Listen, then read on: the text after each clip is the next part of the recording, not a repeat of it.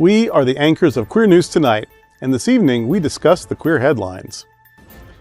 Florida Representative Fabian Basabe faces trial over allegations of sexual harassment, battery, and defamation brought by two former staffers. He denies the claims and will represent himself in court, an uncommon move for a sitting elected official. Hospitalized anti-LGBTQ Republican Senator Mitch McConnell says he is recovering from pneumonia, working remotely, and plans to finish his Senate term. The update comes following the death of Lindsey, another longtime opponent of LGBTQ+ rights. Netflix celebrates Heartstopper's finale with a behind-the-scenes documentary, podcast, YouTube specials, and bloopers, highlighting the series' lasting impact on LGBTQ audiences and queer representation before its farewell. Following reports of Lindsey Graham's death, actress Jessie James Rose alleged a past sexual encounter with him, reigniting debate over anti-LGBTQ+ politics and Republican hypocrisy. The claims remain unverified. Pete Buttigieg criticized Donald Trump, warned the American dream is at risk, urged economic reforms, and fueled 2028 presidential speculation with a high-profile speech at Iowa Democrats' annual dinner. All this important LGBTQ+ news and more this evening on Queer News Tonight.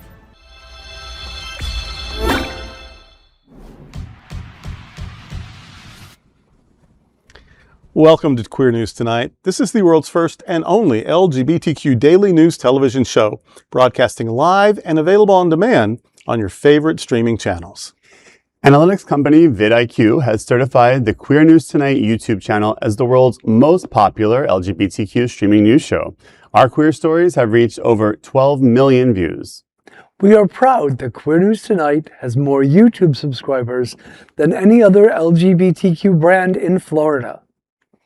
We thank you for watching and supporting our voice in our rainbow family. There is no other news program in the LGBTQ world like Queer News Tonight.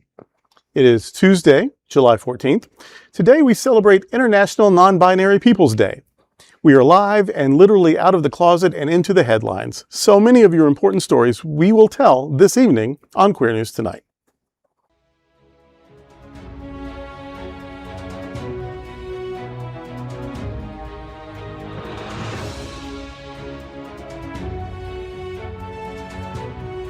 You're watching Queer News Tonight, the world's first daily LGBTQ evening news show. Welcome to the world's most important LGBTQ evening news show. Happening Out Television Network is a nonprofit 501c3 media company in the same model as PBS and NPR, but created for the LGBTQ community. Our nonprofit mission is to support the 11 pillars of our community. We want to inform and educate the key issues of lesbian, trans, Latino, Black, healthcare, seniors, students, faith, social justice, business, and queer culture. Help us support our diverse community. We are part of one of the largest LGBTQ nonprofit media companies in America. Hotspots Happening Out, South Florida. In 2026, our magazine is celebrating 41 years of the LGBTQ experience, and Queer News Tonight is celebrating our 5th anniversary with more than 14,000 LGBTQ television stories. We present South Florida's major LGBTQ events, including Pride Fort Lauderdale, Stonewall Pride, and Pride Fest, August 8th. Our magazine, events, television, news, talk, and entertainment shows support our mission to educate the LGBTQ and broader community. In 2026, more than 100 community leaders will sit at this table and share their voice as our anchors. Together, we host this show to support the LGBTQ community.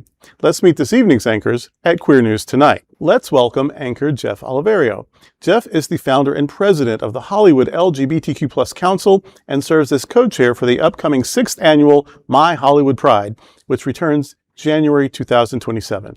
He also serves on the SAVE Gala Committee. Jeff is a director and certified financial planner with Truist Wealth based on Fort Lauderdale. Welcome to the show, Jeff. Happy to be here. Happy Bastille Day. Let's welcome anchor Gregg Shapiro. An inductee into the Chicago LGBT Hall of Fame, Gregg is an entertainment journalist whose celebrity interviews and reviews run in a variety of regional LGBTQ publications and websites. Welcome to the show, Gregg. Thank you so much for that warm welcome. And I'd like to take a moment to wish everyone a happy National Tape Measure Day. I recommend keeping one of these handy-dandy devices nearby because you never know when you might need one. Let's welcome anchor Kishi Chad. He is a Brooklyn-born, South Florida-raised, Jamaican and British LGBTQ plus performer, community advocate, and organizer. He's known for his work in mental wellness and community advocacy, particularly with organizations like the Caribbean Equality Project, prioritizing Caribbean LGBT political empowerment in Florida, often focusing on increasing voter turnout. Welcome to the show, Kishi. Hi, everybody. It's a pleasure to be here with you all. You all are aware that the primary for the midterms is next month, right? Absolutely. August 18th. Well, I would like to publicly announce my endorsement for Florida Governor Dana Marie Foster. And of course, let's welcome tonight's lead anchor, Bishop Durrell Watkins, the senior minister at Sunshine Cathedral, one of the most important LGBTQ churches in the world. He's an auxiliary bishop of the Global Justice Institute and the current president of the Divine Science Federation. Welcome to the show, Durrell. Thank you. This is something I want to tell you about. It's immediate. It's happening right now. In July at Sunshine Cathedral, we're doing something fun on Sundays. Our Sunshine Cathedral Summer Stock Sermon Series. As always, we'll be sharing love-focused spirituality, a vision of a world that can work for everyone, and celebration of our diverse community. But in July, we're doing it with the help of musical theater.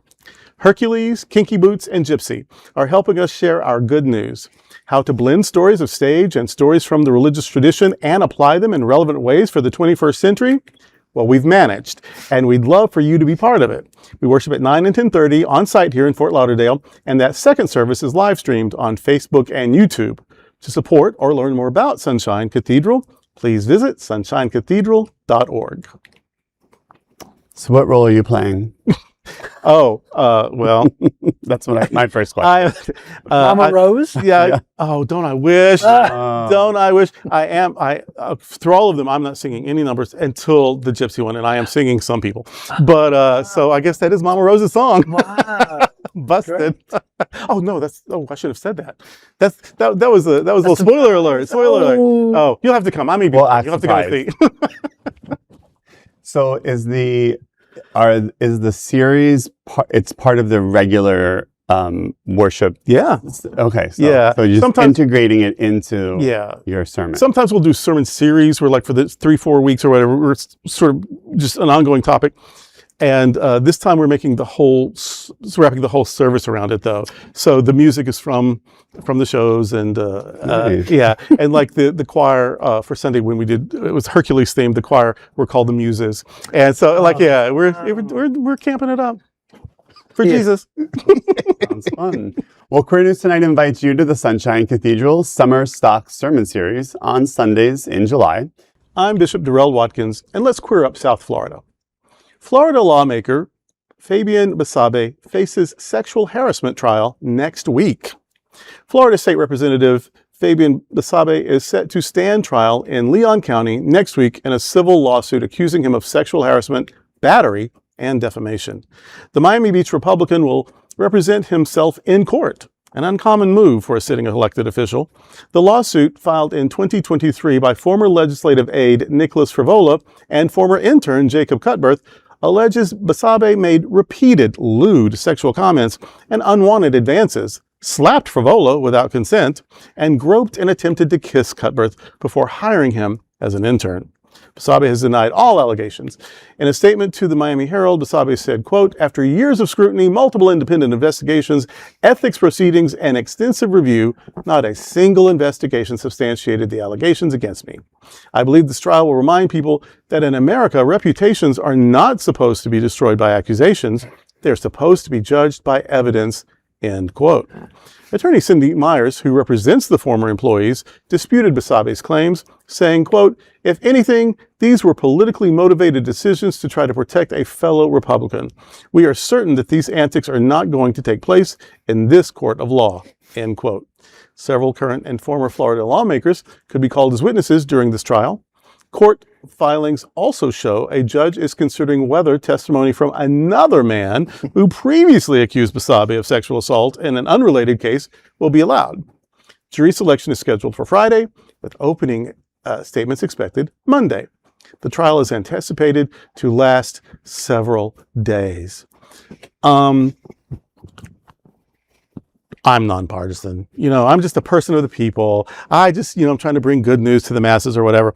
But it doesn't escape my notice that there's a certain repeated kind of behavior and accusation, and it seems to be really focused within one of the two parties. So I don't know what that's about. It's not a scientific conversation, just anecdotal there. But once again, this is happening. And I take this very, very seriously.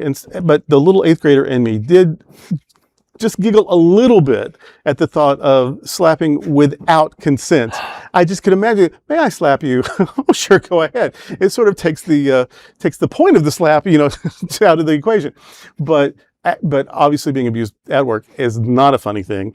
And I'm wondering why that couldn't have been, like the other stuff, did he grab you? Did he not grab you? Did he say things that were objectionable? Did he not say?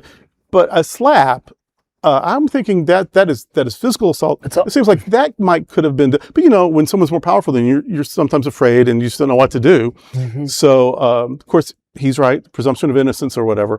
But if there is meat to this, I do hope there's justice.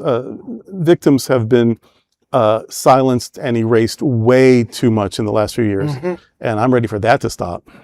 To add to your point, we're in a time right now where we're constantly seeing people who are in positions of power abuse that power, but silence the victims, as you said. And I think that these accusations have to be taken seriously. While I am no defender of the Republican Party, the Democratic Party actually had a situation with Graham Plattner in Maine who had to drop out of his race. He won the primary, and then accusations prior with the Nazi tattoo, and then finding out that there were several accusations, he had to drop out because there was pressure within the party. And I think that's the right thing to do. Yeah, I think that's the right thing to do. Yeah, not that all Democrats are choir boys and angels, but there does seem to be accountability when they cross the line too much. Yes, because the person who leads their party right now had several not just accusations, but it went through in court, and they stood by this person, and there has been so much harassment towards the victims. That's what we don't want. Right. If you are in a position of power, you need to do the work. Hurting people or causing harm to anybody on your staff is unacceptable. Well, do you imagine that another rich kid, reality TV star, and second accused sexual predator going into politics? What fun! Who would have thought? Well, I also think that when we think of someone in his position and, his rise to power in Miami Beach, where, which was a strong hold for the Democratic Party. And they got this, outspoken, out there without a care in the world, rich kid to run for office. And, he's the type of politician that's out there to, I think, shock people, and he gets that kind of attention. And so this behavior, in my personal experience, would not be out of character for him. That's all that I will say. And I guess some people would find him attractive, and sometimes people, especially people who have a lot of privilege, think, well, everyone must find me attractive. But even if I just think you're the hottest thing in life, without consent, get away from me. I mean, there has to be, you're just not entitled. This is mine, and you're just not entitled. Once invited, fill your boots. But until then, right? Until then, grab a boundary. I was remember when you were talking about, I also remember the senator from Minnesota, the comedian, and Bill Clinton. I mean, whatever side you are about any of this, and what I never heard during all of that was, she's an intern. The most powerful person in the world did this with an intern. I don't care if she enjoyed it. I don't care if she asked for it. I don't care if she fully participated. The power differential was too cosmic, and so that's what was so horrible about that. And he got impeached. So people do terrible things. There was accountability. Yes, people do terrible things. But it seems like there is one side that's no matter what they do, we don't knock our team. And there's another that says, if you've embarrassed the team, you got to go. Yeah. And so... Well, I promise to ask you all before I slap you. All right. All right. Well, I know you meant it. I might say yes. I'm Jeff Oliverio, and let's queer up politics. Republican Mitch McConnell ends weeks of silence with health update from hospital. After weeks of hospitalization and public speculation about his health, Kentucky Senator Mitch McConnell has issued his first public statement, confirming he is recovering and intends to complete his Senate term. McConnell's office released the statement after the death of South Carolina Senator Lindsey Graham, along with a photo showing the 84-year-old senator in a hospital bed beside his wife, Elaine Chao. McConnell said, quote, "Lindsey Graham was a good friend and a great American, and I was shocked and saddened by his passing. His constituents and colleagues have counted on his straight talk, conviction, and boundless appetite for a worthy fight," end quote. His office said McConnell was hospitalized with a mild case of pneumonia after a fall. Doctors ruled out a heart attack, stroke, tumor, hemorrhage, concussion, and broken bone. McConnell said he is following doctor's orders, continuing rehabilitation, and handling Senate business remotely, but is not yet ready to return to the Senate floor. McConnell and Graham both have long records opposing LGBTQ plus rights, including voting against protections for same-sex marriage and the repeal of Don't Ask, Don't Tell.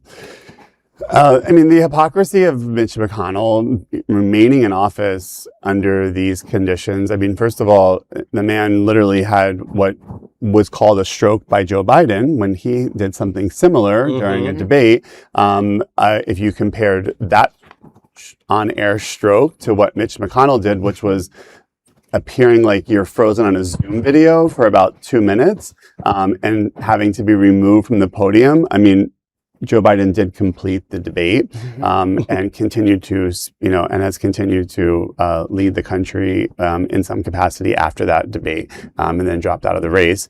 But the fact that there's zero Republicans saying that Mitch McConnell should step down, Right. Including the people of Kentucky who are, not being represented. So again, it's the same behavior of no matter what happens on the other side, when it happens on our side, there's no excuse for that. And again, the Republicans are running scared because with the loss of Lindsey Graham and now Mitch McConnell, who are obviously solid votes, and there's a Democratic governor in Kentucky that there's some obviously gray area on who will appoint the someone to replace him should he pass away. I think the most shocking thing was probably the most shocked person that Lindsey Graham was the one who died was probably Mitch McConnell. So if you had Lindsey Graham in the Deadpool and not Mitch McConnell, you lose. I have a couple of things to say. For one, I hope they don't replace Mitch McConnell with his sister if he has one. Darlene. Two, I do not believe it would be Elaine Chao. Yeah, he's got a wife. Who was the? Oh yeah, He does have political who was she? experience. Actually, was she transportation? she was somebody. Yeah. So she was would in the cabinet. she would definitely Yeah. Oh. probably be the person Yes. that they would replace him with. Two, I have high suspicion as somebody who is completely against AI. I do not believe that that photo is real. I do believe it is doctored. I am not spreading conspiracy theories, but I am baffled that it's taken so long for proof of life. And I do believe that there is a hypocrisy. There is rules for thee, not for me. Right. And another thing I would like to express is to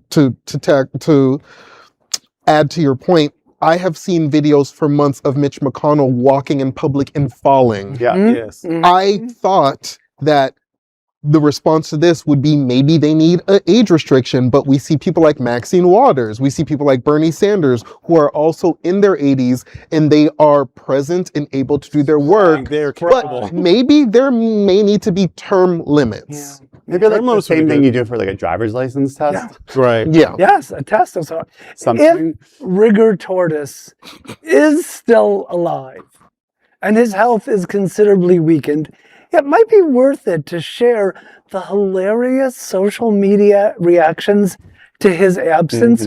We could call it a stress test. Wow. And I've seen photos of him before the incident where it looked like then the air had been let out of his face. And now after treatment and pneumonia and all kinds of, It looked like he'd had a facelift. Yes. Like how are you younger? You're a than mind minute reader. ago? Yeah. Right. So That's what it was. He went in for a Maybe it was facelift. the glow of that Garanimals outfit they put on him, which was And also, like, something you got at JCPenney's in 1980. The day it Yeah, happened. it was cute. It was the day cute. it happened. That you wear in a hospital bed. Right. And the day it happened, his wife left for Yes, Asia. yes. I never heard of her coming back, but there she is at bedside. So yeah. Well, that's where the I've got doctor questions. photo Yes. comes up, I've because got- there is a photo of of the two of suspicion. them wearing similar clothes Come on at a now. resort. Right. So there is some question about the doctoring of. And there was on July 1st, there was the I'll call him the vice president, that embarrassing display at the military academy thing, and where he made a joke of like stumbling, falling, blah blah blah. Meanwhile, we have seen this president stumble up and down stairs, walk around barely with stand toilet paper on his upright. shoe, and here's Mitch McConnell like in the hospital for fall. So like, how is it falling or frailty a Joe Biden thing? First of all, it is ubiquitous. This is the oldest government, I think, in the history of the United States, where there is more dotage and frailty and decrepitude that I think they have all the power. Yeah. Yeah. I'm a champion against ageism, because like, yeah, Maxine Watts, as long as you're capable, you're not incapable Absolutely. just because you had another birthday. But if you are clearly an imbecile, Yeah, or challenged. you know, or your cognitive abilities are just shot, your double-digit IQ, coupled with your dementia, coupled with your innate evil, it just all combines and gets the better of you. There needs to be something in place, Yes. you know. So, young ideas, new people involved, mentor them, get them in, of course, and old people of wisdom and experience, blah blah. But once you're incompetent. And incontinent, I would I'm imagine. saying, I was not going to mention Orange Dick Smelly, but whatever. But once you have proven incompetence, there has to be some way to, and I guess you can vote for recalls or whatever, but that's not going to happen. No. There has to be Not some way to, No. because if you just disappeared for a month and said, "Oh, but I'm working from my hospital bed," you need to show me. Like, Yes. where are your interviews? Where are your stories? And you no know? one at 84 who's in the hospital for weeks has mild pneumonia. Right. Mild. What is Right. mild pneumonia? You either have pneumonia or you don't have pneumonia. Right. There's no Then the- mild pneumonia. Yeah, the mild pneumonia. So yeah, this is What I'm Lies, lies. yeah, That's what I'm this is a talking difficult about. moment. Smoke and mirrors. And I'm really trying to, because this person's done a lot of harm. Blocking one Supreme Court justice, rushing another, because depending on who is in office, being the most calculated senator probably in the history of the Senate. strong opponent of anything good, decent, anything about equality or equity or taking care of people. And so, again, I can't rejoice when people suffer, but I don't always have to be super sympathetic either, especially when they're just mean. And I also don't believe that Scott Jennings, who goes on CNN every night and lies on Abby Phillips' show, I don't believe he had a 20-minute phone call with Mitch McConnell. It seems that everybody that claimed to speak to Mitch McConnell all had a 20-minute conversation. Was he doing like a press day where he has a 20-minute interval? And a 99-year-old person with pneumonia doesn't have 20 minutes worth of breath for chatting. You know what I mean? Come on now. Right. Well, I'm Gregg Shapiro, and let's queer up entertainment. Netflix expands Heartstopper farewell with new behind-the-scenes documentary. As Heartstopper prepares to conclude with Heartstopper Forever, Netflix is giving fans more to celebrate with Heartstopper, ending on a high. A 35-minute behind-the-scenes documentary premiering July 24th.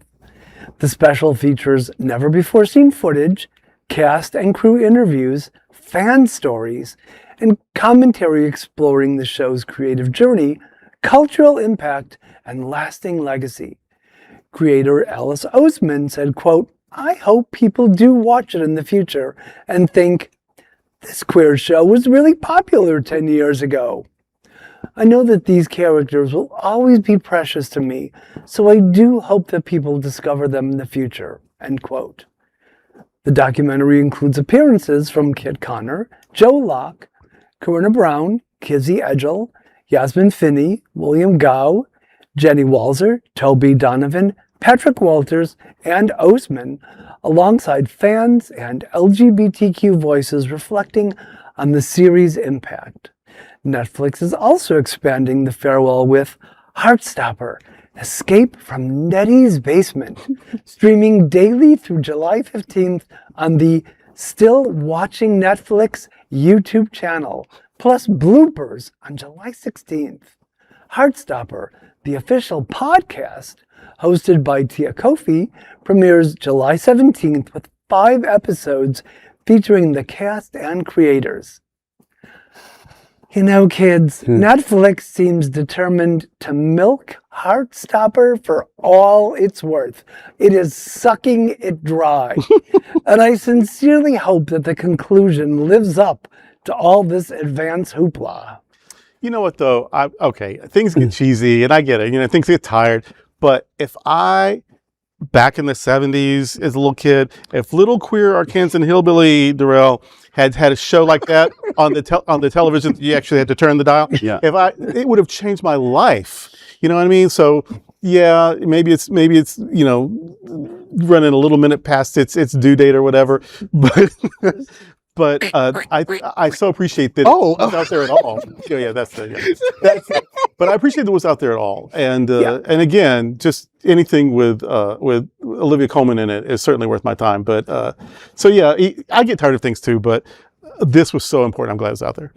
Yeah, I mean, listen, I think any LGBTQ representation on any media platform is a good thing for our community. And obviously, with a lot of the backlash, you know, HBO and other places were canceling things that until Heated Rivalry came along and they learned that lesson. So I do think this is great. However, I do have to agree with Gregg. You know, we memorialize things way before they need to be memorialized. Yeah. Let's let it maybe end and then memorialize it. Like, you know, do we need to, like, you know, return to Heartstopper? Like, it's like, you know, we're already doing, like, I feel like the reboot is just 1 minute away. Like, let's just reboot it right now because we've done like 12. You know, do we need a podcast? I mean, Heartstopper, the never-ending story. Yeah. But the teacher romance. I mean, I would like to see more of that. The kids are cute, but yeah, some adult action. I would like to see the two. I hope that goes somewhere. Yeah. There maybe is a spinoff. Maybe a spinoff for the sexy teachers. I'm Kishi Chad, and let's queer up politics. Viral post alleges Senator Lindsey Graham hired a trans sex worker, reigniting debate over hypocrisy. Following the reported death of U.S. Senator Lindsey Graham, a viral social media post by transgender author and actress Jessie James Rose has sparked widespread discussion across LGBTQ+ communities. Rose alleged that Graham, who consistently denied being gay during his lifetime, paid her for sex work before her gender transition while she was a college student. In the post she wrote, quote, "Most of you know him as the homophobic senator from South Carolina, but to me, he will always be the man who paid a Twinkie pre-transition college student a fat stack of cash to do unspeakable things to him in a hotel room while he wore red lingerie," unquote. Rose concluded her post by writing, quote, "Lindsey, rest in hell for what you did to our community. I will continue to love queer and trans people harder than you ever hated us," unquote. The allegation has not been independently verified. However, the post quickly gained traction online, with many commenters praising Rose for speaking out and calling attention to what they viewed as the hypocrisy of anti-LGBTQ+ political rhetoric alongside the allegations. Graham, who served in the U.S. Senate since 2003, opposed marriage equality, voted against workplace protections for LGBTQ+ people, supported restrictions on gender-affirming care for minors, and backed legislation including Sesta Fosta and the Earn It Act, criticized by sex worker advocates. Let have. Read. It is okay to do the bending or be bent over. And it is so unfortunate that Lindsey Graham spent his life hating himself and not only punishing the LGBTQ community for existing, he was very happy to send money to a genocide. He was also very happy to participate in the enabling and the ego stroking of the person who's allegedly the president. And this story does not surprise me. even if we're talking about Brian Noam, I mean, there's so many Republicans in the party who have sex like the rest of us. It's just so unfortunate that Well, so much not of their like me. it's just so unfortunate that they spend so much of their political life creating so much conflict and causing us so much harm. And on a side note, I'm actually really pleased with what Hunter Biden wrote about Lindsey Graham. I thought that was a great way of not sanitizing what he did while he was alive, but acknowledging the harm he did without going below the belt.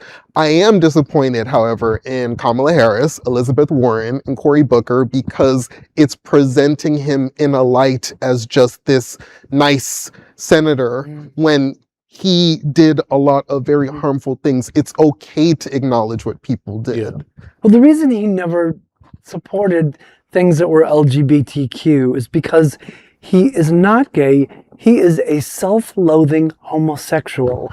And there is a very, very big difference between being a homosexual and being gay. And let me just say, may this be just the beginning of the endlessly flowing stream of people bravely coming forward to give Lady G her long overdue debutante balls.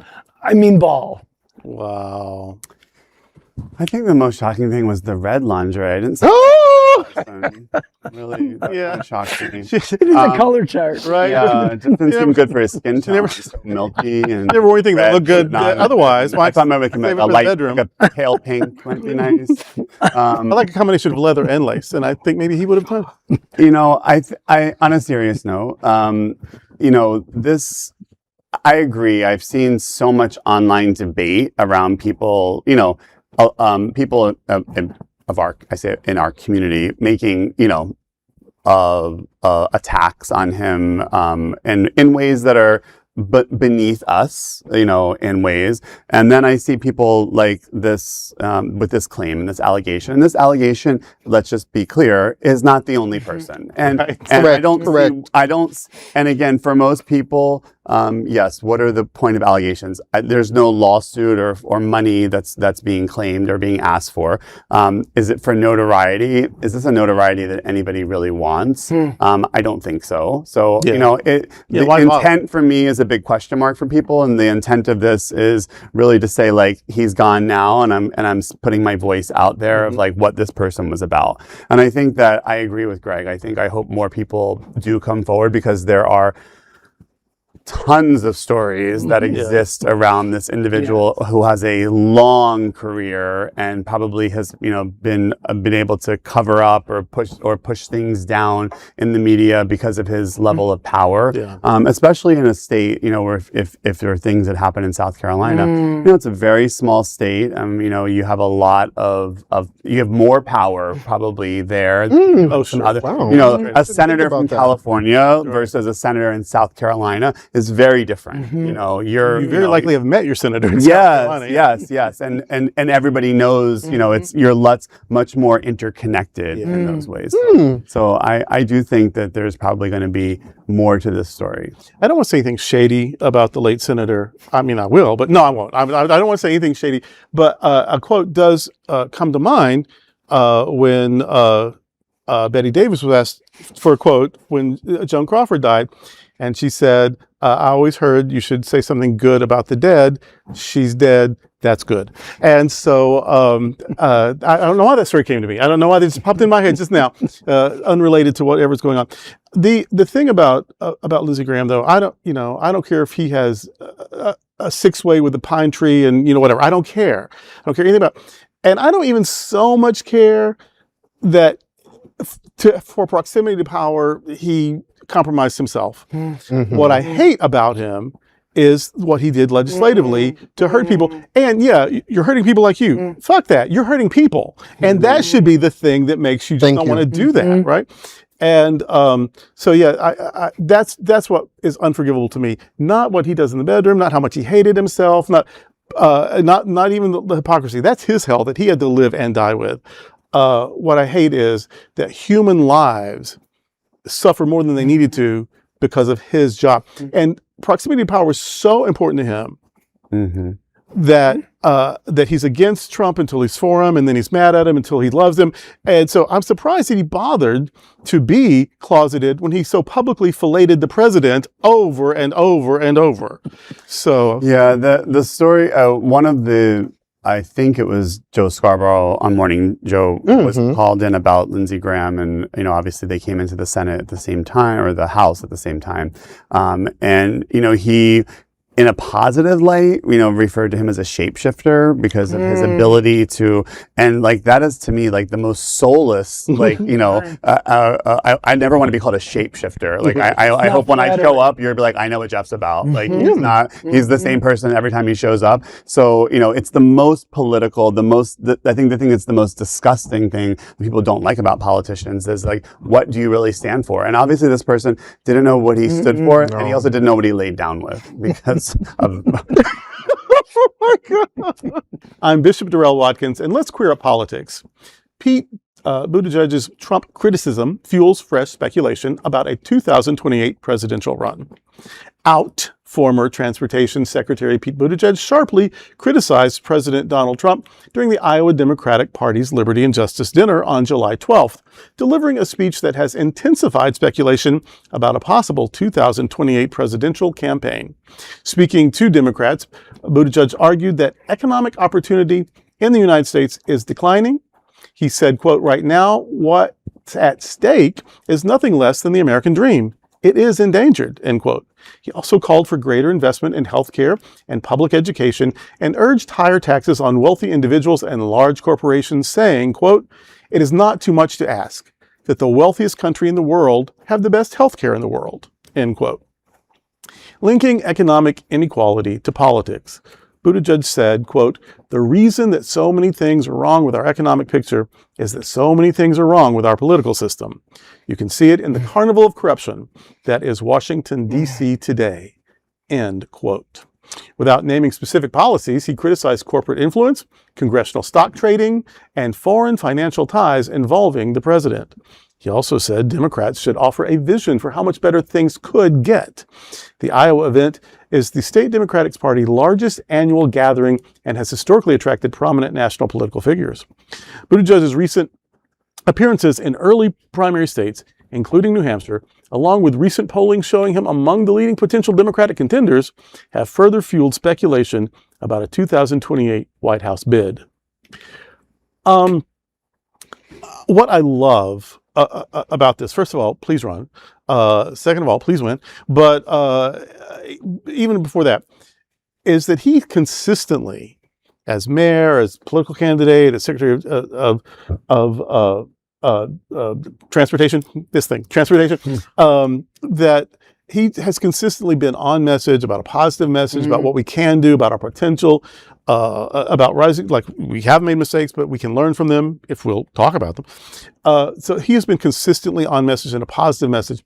And what I love about it right now is that we actually have a model. We have show and tell about how this can work, and it's the city of New York right now. So when we're talking about caring about people, so it's always, well, we don't want socialism. Okay, so don't have socialism. Can we help people? We want to help people. We don't have any money. We have all the money in the world to give tax breaks to billionaires and to bail out failed companies and to start any war we want, maybe 2 or 3 at a time. So it's not about money. It's about priorities. And so I'm glad that people, you got to play to the middle, and no. Why does not every person have access to medical care, no matter what their issue is? Why can people not live on their Social Security?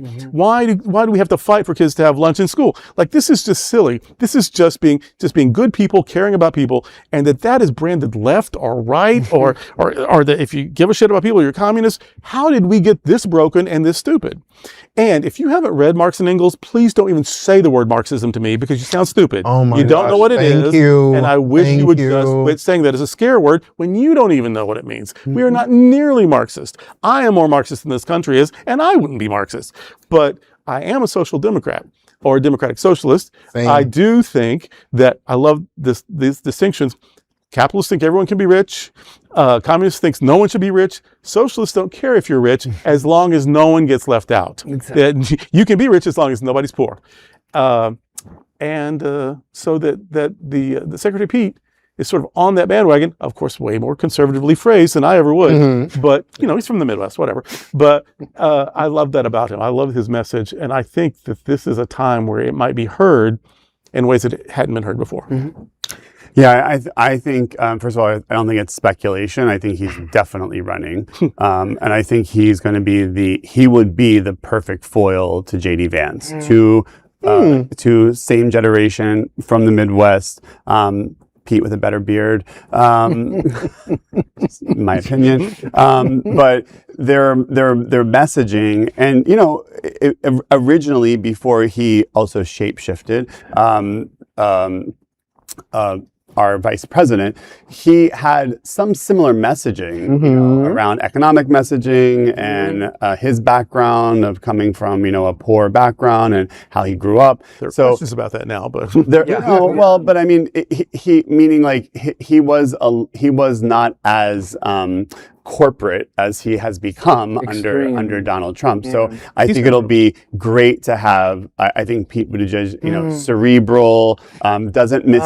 I mean, I've never even seen him stutter in an interview where J.D. Vance can barely form like two cohesive sentences that sound logical. I'm not saying J.D. Vance is not smart. He's obviously has, but I will say he is not a good public speaker and he is not a good messenger. At all. That they're both presumably people of faith. I like that because it shows two different kinds of faith expressions, and one is sort of authentic, and the other is sort of performative and used to further political aims and as a weapon. And it's also like his third or fourth one, just like his names. So whatever his name and religion is this week, whereas Pete will be consistent because he's a consistent guy. Well, I'm glad you mentioned his beard because I hope his facial hair gives Hegseth cause to lose sleep at night. I hope he's just rubbing his hands together. I hate beards. And by the way,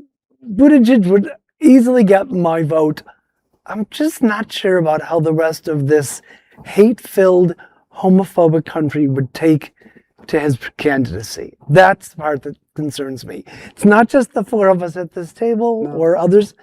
This is a really big country, and there's a lot of homophobia out there. You bring up a really good point, because I was watching The View the other day, and they were having a conversation about front runners for 2028.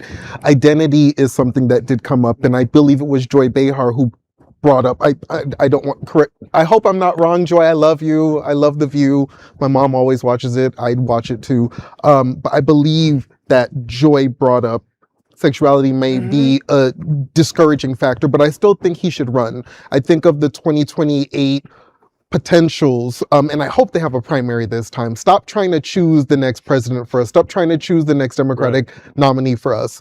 I do believe Harris. I keep hearing Newsom. People want AOC, it's too soon, but Pete Buttigieg's name consistently comes up, but it's not just the Democrats that actually only like Pete. Independents really like Pete. And Pete also is willing to go into those right-wing spaces and have conversations. I've seen him go on podcasts with... on Fox. Exactly. He's to have a reasonable conversation with reasonable people, but he can do it. Yeah, and he's better than me, because as political as I am, I just do not feel like sitting down with or having debates with Republicans. That's just not my thing. I don't have the patience.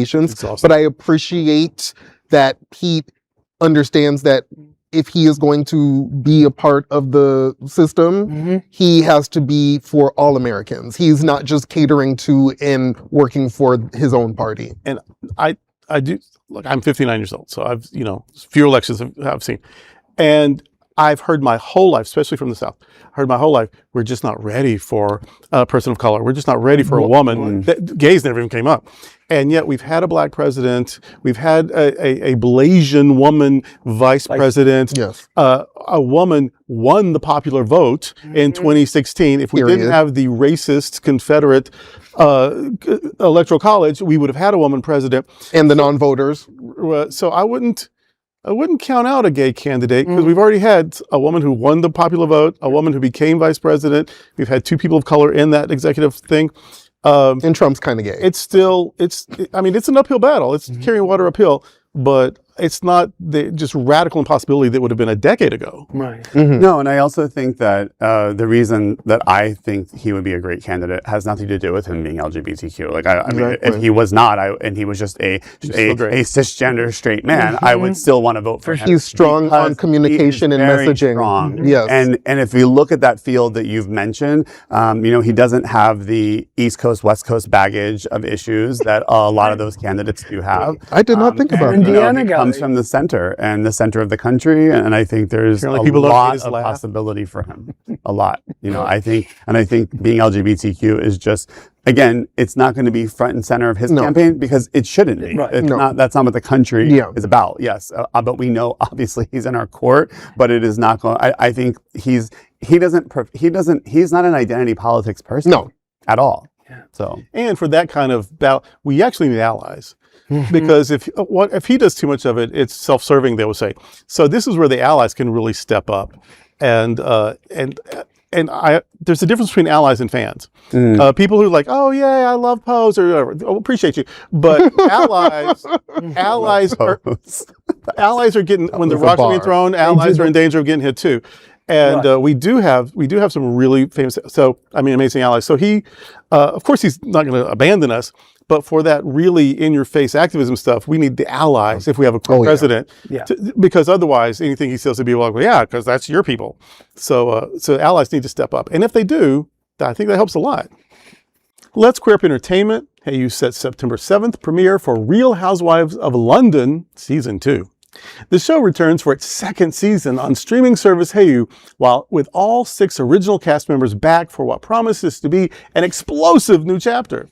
Juliet Angus, Amanda Cronin, Karen Loderick-Peace, Juliet Mayhew, Panthea Parker, and Nessie Welshinger will navigate shifting friendships, personal challenges, and escalating tensions across charity galas, London Fashion Week, Lunar New Year celebrations, and a cast trip to Antigua. The 10-episode season follows dramatic off-camera events that reshape alliances, with Angus and Cronin rebuilding their friendship while others question their place in the group.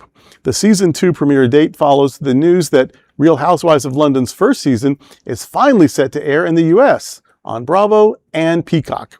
It will premiere on the network July 21st. Obviously, I haven't seen it because it's not here yet. But I also must... of the Real Housewives of Mars and the Real Housewives of Chicopee County and the Real Housewives of Dollywood. I haven't seen any of those. I haven't seen any of that. But I'm not a big reality TV person. But what I am worried about is that somewhere there are 2 drag queens in the world missing their names. There were 2 names in there that should be on a stage somewhere late at night in a club. But so anyway, good luck to you. Seems like you're doing well in London already. And I know that most Americans are closet Anglophiles, so it'll probably do well here too. Well, I know Bravo fans will be excited, especially following the news that they canceled Ladies in London, which was the Bravo British fix that many of us loved. And there's been a lot of clamor for this to be on Bravo, so looking forward to seeing it. Well, I won't be able to watch because I have to wash my hair that day. Wow. There's a wig for that. So I am a fan of the Bravo universe. I love the Real Housewives of Atlanta. My friends and I were constantly quoting Nene Leakes and Kenya Moore in our daily lives. I love Real Housewives of Potomac. I'm a huge fan of Karen Huger. I love Beverly Hills. I love the Real Housewives of Miami. I've met some of the ladies at the National Task Force Gala a couple of years ago. And I love New Jersey, especially when I want conflict. I watch New Jersey. I'm excited for this. I'm British. My father's from Birmingham. My mom has family in London. Reality TV in the UK is a big deal. Pop Idol, which became American Idol, started there. X Factor started there. Big Brother's a big deal in the UK. And Dancing with the Stars. Well, Strictly Come Dancing over there. And Love Island is a big deal. Never watched that. The same way you all feel about Real Housewives, that's how I feel about Love Island. Respectfully, please don't come for me. I'm excited. Show me your penis. What is that on British TV? Oh, I know what you're talking about. Naked. Yes. naked penis. No. What? Naked dating. No. Were they Naked attraction. reveal? Full attraction. Naked attraction. It's naked attraction. I have not seen that yet, shockingly. Yeah. I have not seen that. So, neither I've just heard about it. No. Anyway, LGBTQ 1 Minute News. Let's queer up entertainment. Hudson Williams confronts alleged autograph dealers after being followed to Paris residence. Rising actor Hudson Williams confronted a group of apparent autograph dealers in Paris after they allegedly followed him to his residence during Fashion Week. In a video shared on Twitter, the heated rivalry star said, quote, "Guys, you just followed me to my residence. No, sorry, you can't do this. This is really effing weird. You guys aren't fans, you're being really creepy, and you just followed me. You don't do this," end quote. As the men continued following him, Williams repeatedly asked them to stop. The incident comes as production begins this month on Heated Rivalry Season 2, based on Rachel Reed's The Long Game. The new season is expected to premiere in early 2027. I have a little warning for celebrities. People will follow you when you're popular, so get used to it. Poor kid. I hope he can find ways to stay safe as his fame continues to increase. It's not going to decrease. Yeah. No means no. So when someone says, please leave me alone, like, be a person and leave him alone. And also, I probably wouldn't go all the way to his house because that is a little scary and creepy, but I would follow him most other places. I don't mind admitting. Yeah, I also saw photos of him attempting to burn it's autograph, people collecting autographs. He was trying to burn something. Yeah. Some people said that it was extreme. I'm kind of on the fence. I'm in the middle because I do think that boundaries are the most important thing. And I think he's trying to find a way to not only grapple with the stratospheric fame that he's going through, because I'm a fan of his too. I saw that show. Hello, come on. I like everything that I saw that he did. So I understand he has a lot of fame. He has a lot of attention.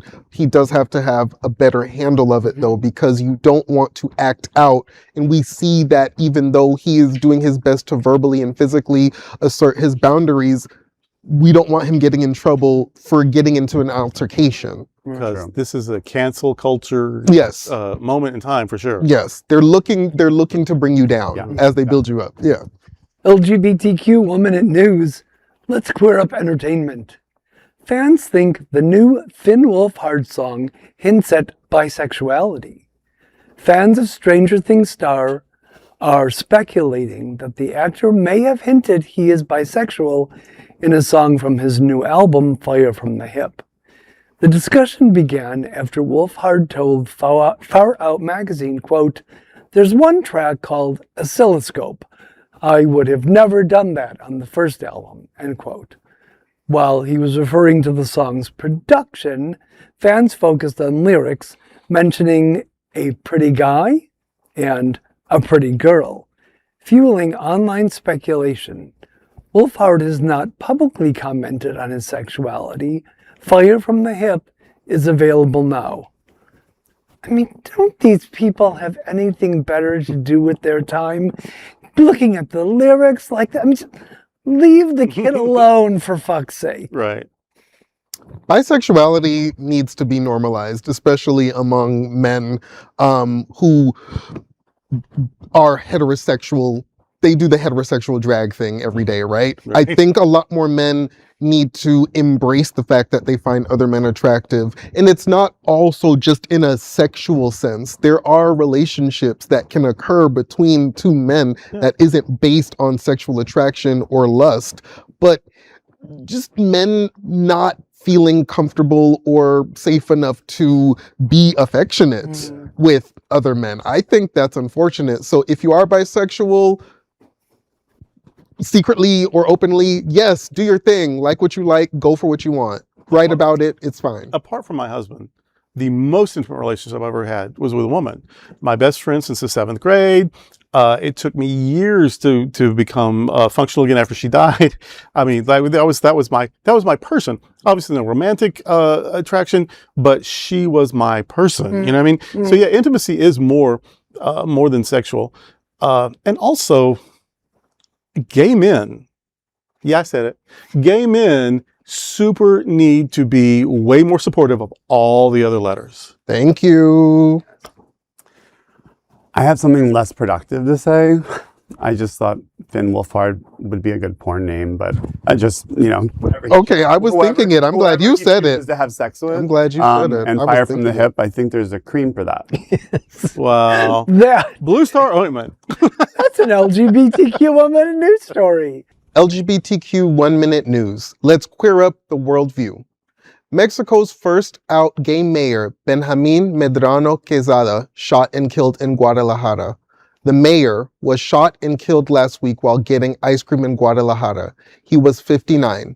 Medrano served as mayor of Fresnillo, Zacatecas, from 2013 to 2015 before becoming a federal deputy representing the state in Mexico's Congress. Authorities say he was shot multiple times in the face. The motive remains unclear and the investigation is ongoing. Medrano was openly gay throughout his political career, but publicly opposed same-sex marriage, adoption rights, and LGBTQ plus pride parades. He was also under investigation over alleged financial crimes, allegations his family said were politically motivated. So, we have someone who is openly gay in power and is still useless. Right. Yeah. And while we can acknowledge the tragedy in the horror in murder, we can also acknowledge that the people of Mexico who are LGBT and even who aren't need people who are in power that are encouraging them to live their lives, to be themselves and letting them know they matter. Yeah. I really don't think people understand when they're in those positions of power how much their outness can be representation, but also the actions can create devastating results. Yeah, that he's out. How does that help me if you're going to oppose every single thing that will make my life better? And again, I only know about him because he was killed. So I'm sorry he was killed. I'm sorry for his family, and I'm very anti-gun and anti-violence. So I'm not commenting on his death. Universally, we agree that's a terrible thing. Mm-hmm. But now that I know about him, I'm not a fan. Yeah.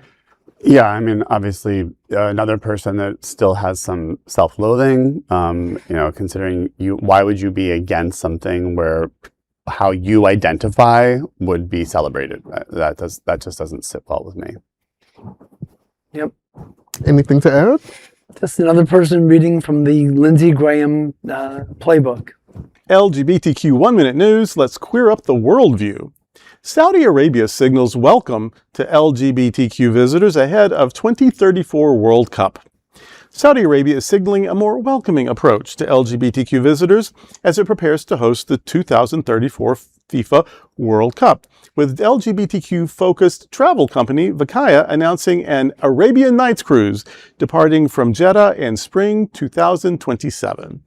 On its website, Vakaya said that Saudi Arabia is seeking to, quote, reshape its international image in anticipation of hosting the 2034 World Cup, where visitors of all identities are being welcomed, provided they honor local customs, end quote. Saudi officials have previously said all World Cup visitors are welcome, while Visit Saudi mentioned that visitors must respect the culture, traditions, and laws. However, homosexuality remains criminalized, and Amnesty International says openly supporting LGBTQ rights in Saudi Arabia can still lead to imprisonment. Probably not going to respect that law. Probably not going to respect that bit of culture. And it's just nakedly opportunistic and capitalistic to say, oh, up until now, you could be killed for this, but for this one athletic thing that's going to bring zillions of dollars into our economy, it's all right. Please come. Don't hold your lover's hand. Women don't walk around in pants. Cover your face with some sort of scarf or whatever. And that is the culture. And one should respect that. But when to slip and not, and forget yourself could cost you your freedom and or your life. I'm with my man 26 years. My hand just reaches for his automatically. I would hate to think that I could, spend time in prison for that. So, don't piss on my boot and tell me it's rain. You're welcome. No, you're not welcome. You are allowed to come into our closet and give us your money. Well, we've had that same deal with every political party and every religion we've ever been exposed to in any country ever. So, no thanks. First, I just want to know who the person that works for Vakaya that's choosing the itinerary is and how long they're going to be in their job. Because in the past week, we've seen gay or LGBTQ cruise ships turned away from port. Yes. So announcing this is really questionable. And I know Vakaya does a lot of good business for our community and has donated to a lot of events that I've been part of. So I appreciate them. But this is just really confusing that you're going to be doing a cruise in this area. And as I say, on regular occasion, there are some places that I'll just see on the internet. Right. I will Save your money. I will not be there. Damn. I will see those pictures in a book, and I will see them on the internet, like Mars. The nominally secular and historically moderate Turkey said Turned away. Take it Yeah. So Saudi Arabia is going to be safer than that? Yeah, and I know a lot of LGBT people who have traveled to Turkey. Yeah. Me? Exactly. Yeah. And so, yeah, but this And had a is great very time. questionable. I have so many concerns about this because, for one, I'm a soccer fan and I love seeing different countries host the sport. I am a supporter and ally to Muslims in the faith of Islam. Saudi Arabia is very important to the religion. However, the people of Saudi Arabia versus the government of Saudi Arabia is two things. Exactly. I am somebody who believes that every government should be criticized, especially if they're committing human rights violations like Saudi Arabia. And over the past 10 years, I don't know if you all have paid attention to it, but the comedy festival that they're having there constantly gets criticism. Music festivals of American artists going there constantly get criticized as well, because it seems that if there's money to be made, now they want to encapsulate that support. I think you mentioned it, capitalism. I think that's what's at the root of it. And Saudi Arabia is involved with a number of things happening in this country as well. The counter argument is that if we go there, though, and do a thing that exposes them to, I'm not sure I buy it. But and to your point about governments, yes, no government is above criticism. Also, no religion. Thank you. Because religions are neutral. Religions want good things. Religion wants you to love your neighbor and be generous, and that's what religion does on paper. Now, how it's used can be very abusive, and I don't care if it's the Ayatollah of this person or if it's Franklin Graham. If you're weaponizing religion, that gets to be called out. Thank you. Absolutely. Thank you. Boo sports ball. And finally, a profound statement. These are today's headlines from Queer News Tonight. Our anchors represent the best of our LGBTQ family. If our community is important to you, share this news with your friends and family. Don't forget to join the conversation on your favorite streaming platform. Queer News Tonight is the only live LGBTQ digital television show in the world that is out of the closet and into the headlines. We need your support. If our community is to grow and thrive, we must tell our stories and bring them to the attention of the broader world. This is the only place in the world that tells these type of LGBTQ stories in motion and sound. That is the passion of Hotspots magazine, Happening Out television network, and Queer News Tonight. I'm your anchor, Bishop Durrell Watkins, and I thank you for joining us on behalf of my fellow LGBTQ anchors here at Queer News Tonight. Jeff Oliverio, Gregg Shapiro, and Kishi Chad. We'll see you daily at 8 p.m. To our LGBTQ+ world, we wish you a good night.